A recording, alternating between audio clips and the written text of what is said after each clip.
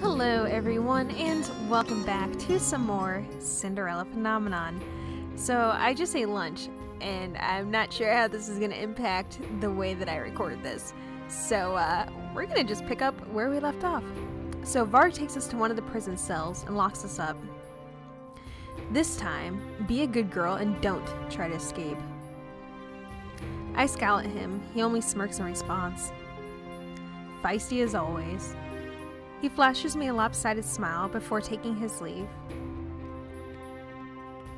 Jessie. The king quickly takes my hand in his and pulls me down to the floor to sit beside him. He reaches into his pocket, then withdraws a handkerchief. What is he doing? He neatly folds the cloth and leans towards me. I cringe back in reflex. He gingerly presses a handkerchief on my injured skin. I cringe as I feel the pain. I'm so sorry, Jessie. Your injury is my fault. You have nothing to apologize for. I did it to save you, and yet, here we are. I am the one that owes you an apology. I turn my gaze away in shame. The king cups my cheeks and turns my head so that I am facing him. Oh my god, yep, I knew I was gonna cough sometime in this video. I called it. So that I am facing him. The gesture is so gentle, it moves me to tears. A father should be the one to protect his child, always. His face is twisted in pain as he stares at me, eyes brimming with tears. I see the recognition in his eyes. Having reunited with my father like this makes me realize that I still cared for him. Please forgive me. I already have. Aww. The words take a great weight off my heart, as if the ice that has been surrounding it for so long has finally melted away. Without another word, my father throws his arms around me, trapping me in a warm embrace. This is the first time he has ever hugged me. I feel tears brimming in my eyes, and soon I am crying as I bury my face into my father's shoulder. I am so sorry. Please forgive me, my dear daughter. Oh, we stay like this for what seems like a lifetime, leaning against each other and crying, silently asking for forgiveness. Once we are more relaxed, I sit down beside my father and tell him what has transpired since I was cursed. His expression becomes darker with every word that I speak. You have suffered so much, and I have not been able to ease that suffering in any way. No, my life as a commoner has shown me things that I never appreciated before. It was more fulfilling than my life in the palace. The moment I became cursed might be the first moment I started truly living. I take a deep breath as I contemplate the question that has been in my mind and my heart all this time. Your Majesty, have you ever loved me? I am terrified, but I still force myself to look right at the king. I have always loved you, Jessie. I value you more than my own life. You are my everything, my daughter. I blink at him, my eyes filled with tears. I've waited so long to hear those words from you. If you love me, why were you not there for me? Why did you let Mother do this to me? Was it because I was her daughter? It is true that you are her daughter, but you are also mine. I don't even remember how His voice trails off and he avoids my eyes. He sighs softly. I was put under a spell that night. Months later you came along and I thought I could never bring myself to love you, not when you were the witch's daughter. But you were different. She was darkness, and you were light. And then she corrupted you. Hilda forbade me to get close to you. She was afraid that I would influence you to betray her. She told me that she would steal you away completely if I ever approached you.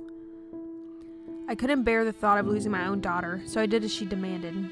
I had watched you grow up from afar. I had to push you away. The only thing I could do for you was help you celebrate your birthday every year. The birthday surprises every year, the letters that led to the secret birthday rooms. Those surprises were always the highlight of my birthday, this whole time. It was you who planned those surprises. I could not let you know that it was I who planned those surprises. The beautiful smile that you had on your face when you saw all the gifts was more than enough. I am really sorry for everything, Jessie, for not being a good father, for not being there for you, for pushing you away.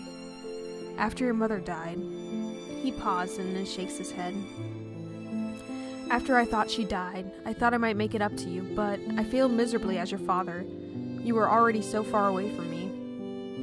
I tried to get close to you, but I drove you away. I do not blame you. I think back to all those times when he tried to talk to me or approach me. I would always walk away or refuse to talk to him. Because I hated him. I was convinced he didn't love me. I tried, but I tried too late and not hard enough. I should have tried better to understand you. I should have tried harder to see what your mother had done to you. I've never expected any sort of forgiveness, and yet you still gave it to me. But now I'm at a loss as what I can do to make it up to you. But you're here now, right? I smile at him hesitantly, and he smiles back. He leans forward to place a kiss on my forehead, even as he wipes away a tear. I love you, Jesse. I love you too, Father. He rests his hand on my cheek. Allow me to make it up to you. Allow me to protect you. You cannot bring her back, Jesse. There would be too many consequences. But if I refuse to help them, they will kill you. Father shakes his head and smiles. If I have to give up my life to give you and our kingdom a brighter future, then so be it. Aww. Princess, it is almost time to go. Father moves to stand in front of me. I won't let you take her. Varg doesn't answer. He silently taps his cane to the ground, creating the same energy force as before, sending my father back into a wall with an invisible force. Father! Father staggers back to his feet and gazes at me with a pained expression. Don't do this, Jesse. I ball my hands into tight fists. I have no other choice. I am so sorry, Father, but I cannot let them kill you. I try to smile at him reassuringly before walking away with Varg. The last thing I hear is him calling my name before Varg closes the door, and there is silence in the hallway. Ah, crap. I am once again standing in front of Mother's crystallized form.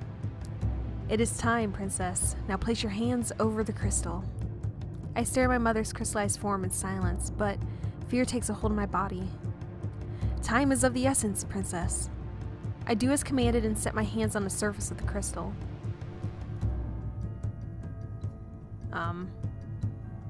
Moments later, the clock strikes 12 and my body suddenly grows heavy. A strange power begins to flow through me. What is happening? I attempt to pull my hands back, but to no avail. Not only are they heavy, but they feel as if they're glued to the crystal. Sorry, I got way too excited. Even as I struggle to move, I feel my energy dimming as the crystal grows brighter and brighter. Yes, yes. I blink a few times as tears begin to sting my eyes. I bite my lip in an attempt to keep myself from falling unconscious, and the effort only makes me taste blood. Jesse! Yay! Oh my god! He came back. Oh my god. Whew. Okay, I gotta try and calm myself. Out of the corner of my eyes, I catch a glimpse of Waltz by the door, his hand glowing as he prepares to cast a spell. Waltz! Waltz's eyes meet mine, his expression contorted into anger as he turns to glare at Mithros. This is madness, Meath. You're too late, Waltz. Just a bit more and the energy transfer will be complete. And my queen will be free from her prison. I won't let you do this. Yay!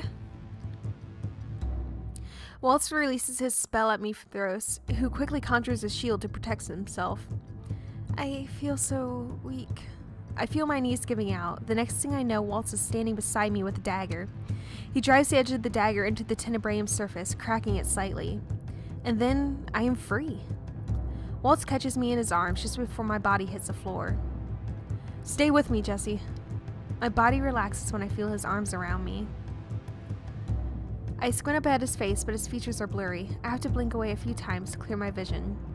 I knew you'd come back. Thank you for trusting me. I will always come back for you, no matter the risk. Thank you. Don't speak, Princess. Save your strength. How did you get in here? What? It looks as if we made it just in time. Parfait steps through a hole in the wall that her outburst of magic created. She looks so solemn. Oh, I'm so glad to see her. I don't even care if she's like not doing well. I'm just happy to see her. You... How dare you show your face in here? You who tried to kill my beloved queen. Kill?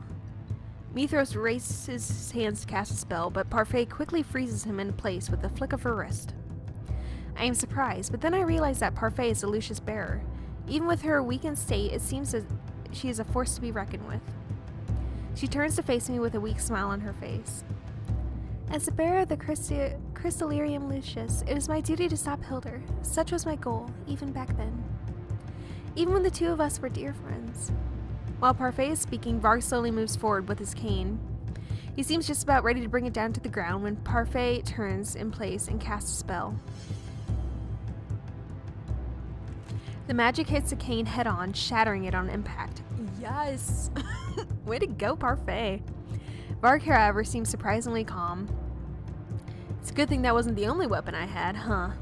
Damn it. Varg suddenly charges towards Parfait. Something silver and sharp glints in his hand. She's not having it. Parfait doesn't even move as she casts another spell, knocking Varg back against the wall. The knife in his hand clatters to the ground. Varg staggers back to his feet, the mask covering his eyes fall from his face as he stands. When he looks up, I feel my blood turn cold. Fritz?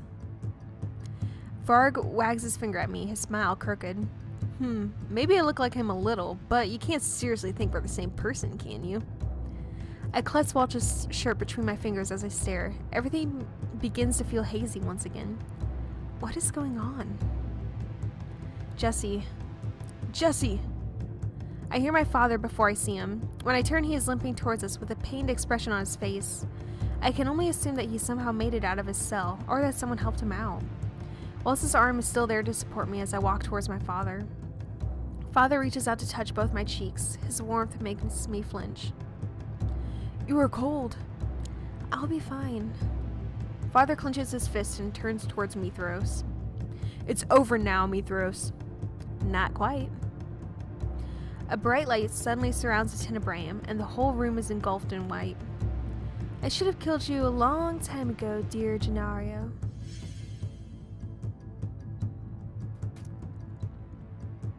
What? Father! I'm unable to see what has happened, but just as soon as the light disappears, I see what horror has happened before me. I scream when I spot the large gash on my father's chest. Blood pours from a wound, from a blade of light. I catch my father in my arms as he stumbles back. Walsh quickly comes to stand beside me to help me support him. Father! Now this kingdom is mine once again. The voice is familiar, but distantly so. It is a voice from my memories. I look up and suddenly there she is. My mother stands before me, beautiful and regal. Her eyes are cold, lacking any kind of love as she looks over at me. Jesse. Welcome back, my queen. Mithros, who has somehow managed to escape from Parfait, is now down on one knee before Mother. Hilda. Hello, dear Faye. It's been a while. Parfait puts a hand to her chest. As she begins to cough, she collapses to her knees. You have grown weaker since we last fought. Lady Parfait. Mother's eyes snap towards Waltz and narrows. I see that the traitor is here too. I also see that you've managed to reunite with my daughter. Mother flicks her wrist as she casts her spell. You will pay for what you did to me. Step back. Parfait quickly steps in front of us, and an invisible barrier just appears as Mother conjures a series of sharp ice projectiles. They bounce harmlessly off the shield, but I can feel the rubble in the ground as they tumble down to the floor. Parfait! Parfait is still kneeling on the ground. Now I can see the blood on her lips. Jesse. I look down at my father. His shirt is soaked with blood, but his eyes are still barely open. Father. I feel tears brimming in my eyes. The room fills with light, this time emanating from the floor. Slowly our surroundings begin to blur. Go then, run away, Parfait. That's all you've ever done. Parfait's voice is pressed and pained as she speaks. We will stop you, Hilda. The last thing I see is Mother's wicked smile, then the light swallows us whole. When the light fades, we are back in the margin. Parfait is still on the ground, though she seems like she might shrink into it. Lady Parfait! I'll be fine, just call Rumpel, quickly. Walt starts from the room immediately. Father, please, hold on. My father's clothes are now dyed with a thick crimson that stains my hands and dress. Moments later, Waltz returns with Rumple. He rushes over to the king the moment he sees him. Rumple tears my father's shirt open, revealing a deep wound on his chest. He quickly looks over his body, then attempts to apply pressure to the wound, but the bleeding doesn't stop. He has lost too much blood. Can you do something? I will do my best, but there is only so much I can do, Princess. I cannot perform miracles. There is a faraway look in his eyes as he says this, an almost pained expression on his face. His helpless expression makes a panic surge in me again. You call yourself a doctor. Jesse, calm down. I cannot lose him, Waltz. I don't have much time left, Jesse. I turn to look down at my father, my eyes filling with tears. No, don't say that, Father. I wanted to see you become queen, but it seems that this is the end for me. I collapse beside my father as he reaches up a shaking hand to touch my white cheek. Protect our kingdom. I can only nod at him. I will always be with you.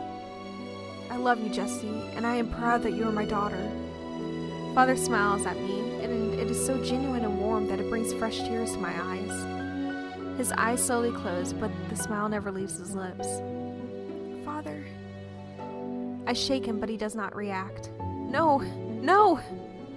I lean over my father, willing him to come back, to open his eyes, but he is no longer breathing. For the first time in my life, I cry for my father.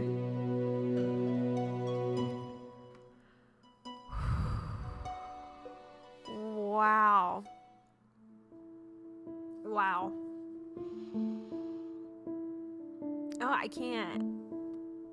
Oh my god. How do you even process that? Like, I'm about to cry. God, I had a feeling too after we had that heartbreaking moment with him. I knew it was over. God. They say that Waltz and Fritz's route makes you cry, and now I see why. God, I'm just upset. I'm upset and hurt. Good lord. Okay. Well, I guess we'll just pick it up in the next episode, huh? Wow, that sucks. That really sucks. But thank you guys so much for watching, and I guess hopefully next episode will be happier. I can hope. I'll talk to you guys then. Until next time.